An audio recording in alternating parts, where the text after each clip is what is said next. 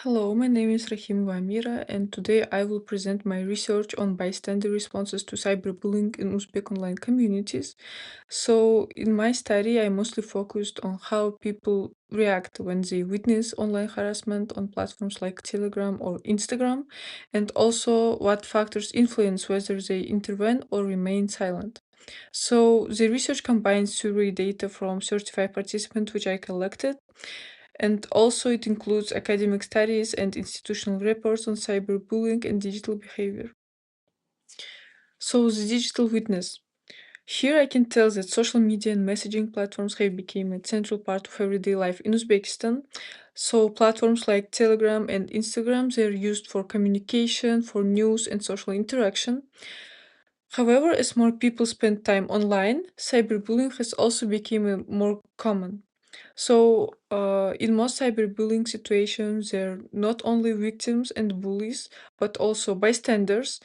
Bystanders are people who witness the harassment but are not directly involved.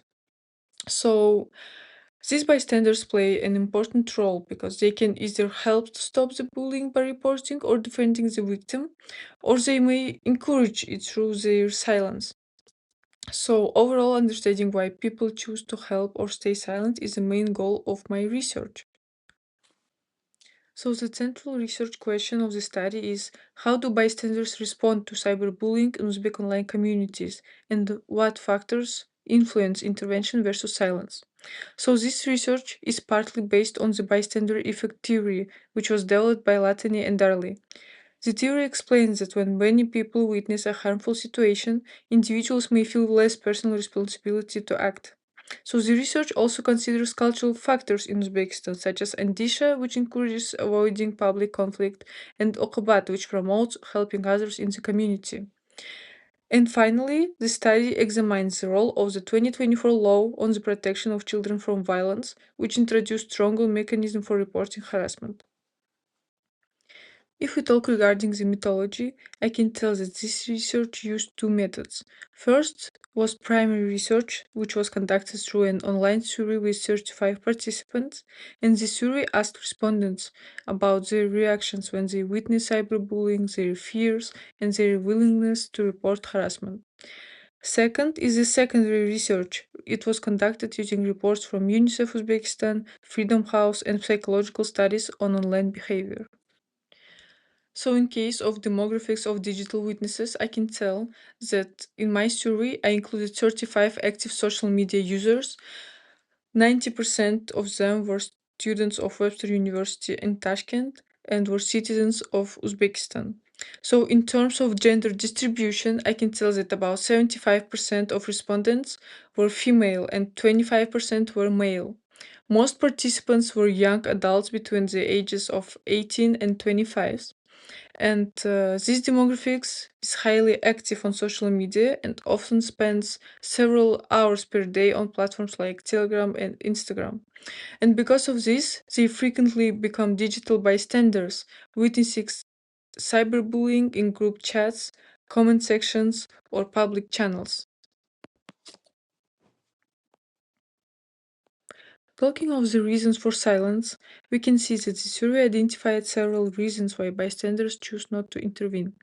The most common reason was the fear of retaliation, which was reported by 43% of respondents. Many participants were worried that if they defend the victim, the bully might target them next. Another point was diffusion of responsibility, where people assume that someone else will report the bullying. And some participants also mentioned the social norms, believing that it's better not to get involved in online conflicts. These results suggest that the silence is usually caused by fear or social pressure rather than indifference. Factors influencing intervention. So, the research also found several factors that increase the likelihood of intervention. One important factor is personal connection to people. So, participants were about 80% more likely to help the victim if that was a friend or someone they might know. Also, cultural values play a huge role because the concept of okobat, which emphasizes loyalty and support, it may encourage people to defend others. In addition, participants who were also aware of the 2024 child protection law, they showed a greater willingness to use reporting tools. Finally, anonymous reporting options make people more comfortable reporting cyberbullying. In conclusion, this research represents that the bystander effect is strong in large online communities, particularly it affects in Telegram groups with many members. So the biggest barrier to intervention is fear, because many users they want to help but they worry about becoming the next target of harassment. Also, cultural norms such as andisha, which encourages to avoid public conflicts, may also contribute to the silence in some situations. However, there is a point that awareness of legal protection and anonymous reporting tools can help empower users to take action.